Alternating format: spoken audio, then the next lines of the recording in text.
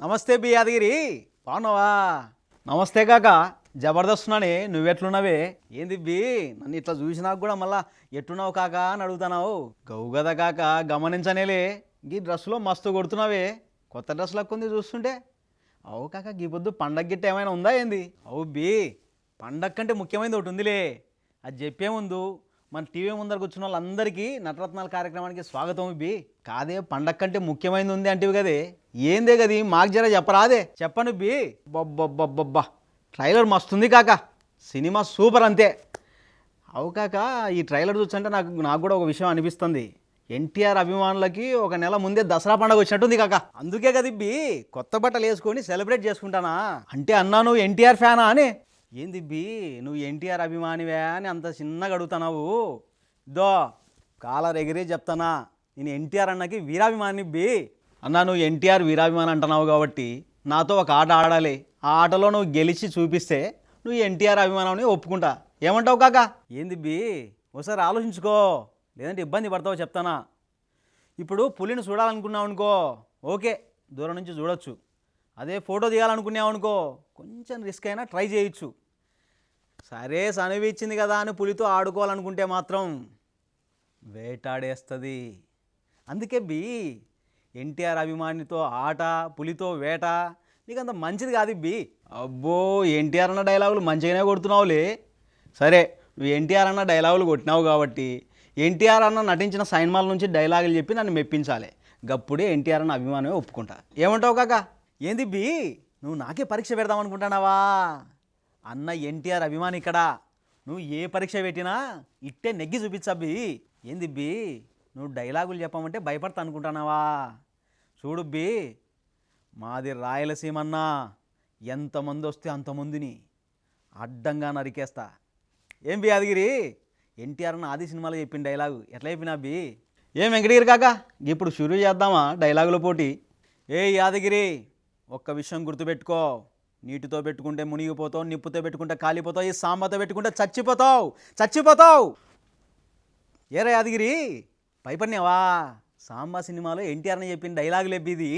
ఏ ఊకో కాక, గా డైలాగులు నేను గిట్టే చెప్తా. ఆఫ్టర్ ఆల్ ఏంటి సార్? ఆఫ్టర్ ఆల్ కాదు సార్, రోజుకి మా రైల్వేలో 1,50,00,000 మంది ప్రయాణిస్తున్నారు సార్. మొత్తం 8,000 స్టేషన్లు సార్, 1,07,000 కిలోమీటర్ల రైల్వే ట్రాక్ సార్. రోజుకు భారతదేశంలో రైల్వే 22 లక్షల కిలోమీటర్లు ప్రయాణం చేస్తుంది సార్. 8,000 స్టేషన్లు సార్, 15 లక్షల మంది ఎంప్లాయీలు సార్. ఒక్క మన సికింద్రాబాద్ డివిజన్లో 170 ట్రైన్లు, 600 మంది గార్డులు, 1,200 డ్రైవర్లు, 6,000 మంది గ్యాంగ్మెన్లు పనిచేస్తున్నారు సార్. ఆఫ్టర్ ఆల్ ఏంటి సార్?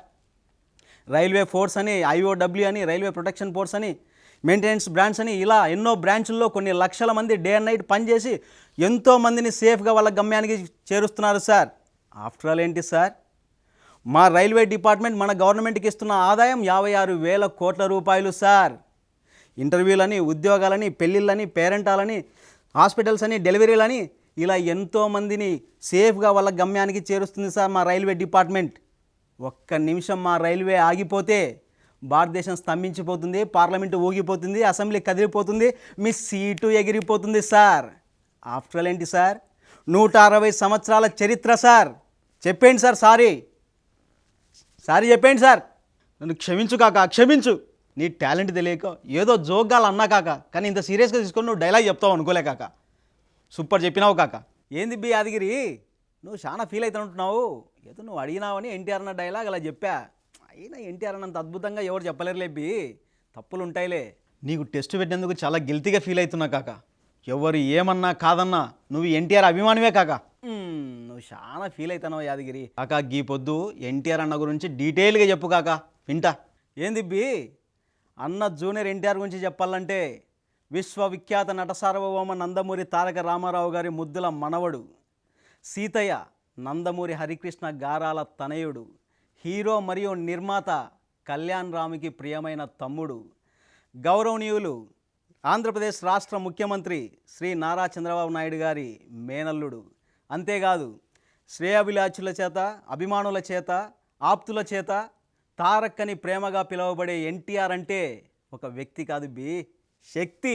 మస్తు చెప్పినావు కాక. కాదు బి యాదగిరి, నిజానికి చాలా తక్కువ చెప్పినా ఇంత గొప్ప వారసత్వాన్ని కలిగి ఉండటమే కాదు, ఆ వారసత్వానికి తగ్గట్టు ఆ వంశ ప్రతిష్టను మరింత పెంచేలా తన నటనతో, నడవడికతో, వాక్చాతుర్యంతో, మంచి మనసుతో, తన సహనటులతోనే కాదు విమర్శకులతో, తన నటనలో తన ప్రత్యర్థులతో సైతం శబాస్ అనిపించుకుంటూ ఎంత ఎదిగినా అంత ఒదిగి ఉంటూ, ఎంత సాధించినా ఇంకా ముందడుగు వేస్తూ ఎంతోమందికి ఆదర్శంగా నిలుస్తున్నాడు జూనియర్ ఎన్టీఆర్ అన్న.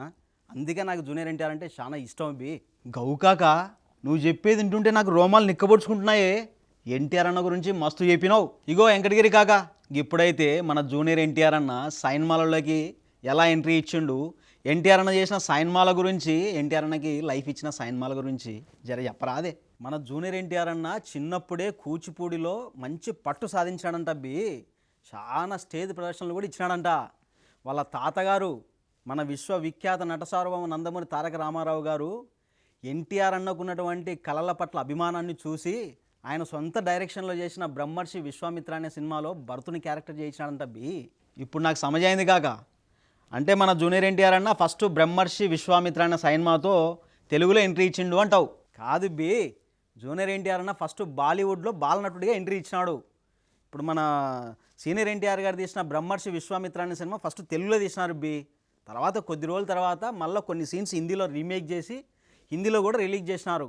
అట్లా హిందీలో కొన్ని సీన్స్ రీమేక్ చేసినప్పుడు ఆ భరతుడి క్యారెక్టర్ మన జూనియర్ ఎన్టీఆర్తో చేసినంట ఓహో గట్లనా కాక, ఇప్పుడు సమజైంది కాక. అంటే మన జూనియర్ ఎన్టీఆర్ అన్న ముంగట హిందీలో బాలనటుడిగా ఎంట్రీ ఇచ్చి తర్వాత తెలుగులో బాలరామాయణ సినిమా తీసిండు, గంతే కదా కాక. ఇప్పుడు కరెక్ట్ చెప్పినావు ఆ రెండు సినిమాల్లో మన జూనియర్ ఎన్టీఆర్ అన్న బాలనటుడిగా చేసినాడు. మన జూనియర్ ఎన్టీఆర్ అన్న హీరోగా చేసిన ఫస్ట్ సినిమా నిన్ను చూడాలని బాగా ఆడింది సినిమా. ఆ తర్వాత స్టూడెంట్ నెంబర్ 1 అది కూడా సూపర్ హిట్ కొట్టింది. ఆ సినిమా డైరెక్టర్ వచ్చేసి మన రాజమౌళి సార్ ఆ సినిమా హిట్తో ఇటు ఎన్టీఆర్ అన్నకి అటు రాజమౌళి సార్కి ఆ సినిమా తర్వాత వరుసగా అవకాశాలు వచ్చినాయి గౌకాక. గా సినిమా తర్వాత సుబ్బు సినిమా చేసిండు. సుబ్బు సినిమా అంతగా ఆల్లా ఆ తర్వాత వివి వినాయక్ గారి డైరెక్షన్లో వచ్చిన ఆది సినిమా బ్లాక్ బస్టర్ అవుకాక. ఆది సినిమా మంచి సూపర్ హిట్ అయింది, మంచి మాస్ ఫాలోయింగ్ తెచ్చింది మన ఎన్టీఆర్ అన్నకు. గట్లనే చాలా మంది ఫ్యాన్స్ అయినరు ఆది సినిమా తర్వాత మన ఎన్టీఆర్ అన్నకు. కానీ యాదగిరి, ఈ ఆది సినిమా తర్వాత వచ్చిన అల్లరిరాముడు సినిమా అంతగా ఆల్లా ఆ తర్వాత మళ్ళీ రాజమౌళి సార్తో జతకట్టి సింహాద్రి సినిమాని తీసి బ్లాక్ బస్టర్ హిట్ కొట్టినారు గౌకాక. గీ సింహాద్రి సినిమా గప్పట్లో ఓ 10 ఏళ్ల సంది ఎవ్వరు యాదమరవలే, ఎందుకంటే అది గంత పెద్ద హిట్ అయింది ఈ సింహాద్రి సినిమా.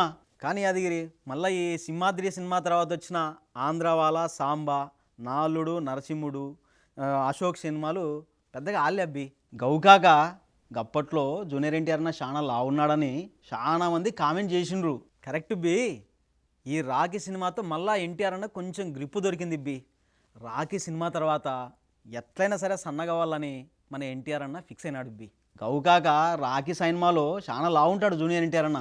ఈ రాఖీ సినిమా తర్వాత ముచ్చటగా 3వసారి మన రాజమౌళి సార్తో జతకట్టి యమదొంగ అనే సినిమా తీసి మళ్ళీ ఇట్టు కొట్టినాడు అంతేకాదు కాక, గీ సినిమాలో మస్తు సన్నబడి లావు ఉన్నాడని కామెంట్ చేసే వాళ్ళందరికీ చెక్ పెట్టిండు. ఈ సినిమా తర్వాత వచ్చిన హిట్ సినిమాల గురించి మాట్లాడుకుంటే అదుర్స్, బృందావనం, టెంపర్, నాన్నకు ప్రేమతో ఈ సినిమాలు ఎన్టీఆర్ అన్నకి హీరోగా మంచి మైలేజ్ ఇచ్చినాయి అవుకాక. నాన్నకు ప్రేమతో సినిమా మస్తు ఉంటుంది కాక. గా సినిమాలో మన జూనియర్ ఎన్టీఆర్ అన్న గెటప్ ఏమన్నా ఉంటుందా? ఆ సినిమా వచ్చినప్పుడు ఎక్కడ చూడు అందరూ నాన్నకు ప్రేమతో ఆ హెయిర్ స్టైల్లోనే కనిపించేటోళ్ళు. నాన్నకు ప్రేమతో సినిమా తర్వాత మన కొరటాల శివ డైరెక్షన్లో జనతా గ్యారేజ్ సినిమా వచ్చింది కదా ఆ సినిమాతో బ్లాక్ బస్టర్ ఇట్టు కొట్టినాడు నాకు ఎన్టీఆర్ అన్న సినిమాల్లో బాగా నచ్చిన సినిమాలు ఏంటంటే జనతా గ్యారేజ్, అదుర్స్, సింహాద్రి అన్నిటికంటే జనతా గ్యారేజ్ చాలా బాగుంటుంది అవుకాక. గా తర్వాత వచ్చిన అరవింద సమేత కూడా మంచిగానే ఆడింది కాక. అవు అరవింద సమేత సినిమా తర్వాత రాజమౌళి సార్తో కలిసి మళ్ళీ ఇంకోసారి మల్టీ స్టారర్లో రామ్ చరణ్తో కలిసి త్రిబుల్ ఆర్ సినిమా తీసి సూపర్ హిట్ బ్లాక్ బస్టర్ కొట్టినారు అవుకాక. త్రిబుల్ ఆర్ సినిమాలో మన రామ్ చరణ్ అన్న, జూనియర్ ఎన్టీఆర్ అన్న ఇద్దరు కలిసి నాటు నాటు పాటలో డ్యాన్స్ ఇరగదీసిండ్రు. అవు నాటు నాటు పాటకి ఆస్కార్ అవార్డు కూడా వచ్చింది. త్రిబుల్ ఆర్ సినిమా తర్వాత మళ్ళీ ఇప్పుడు ఈ దేవర సినిమా వస్తుంది కాక. అవు యాదగిరి, డైరెక్టర్ కొరటాల శివతో 2వసారి జత కట్టి ఇప్పుడు ఈ దేవర సినిమా తీస్తున్నాడు.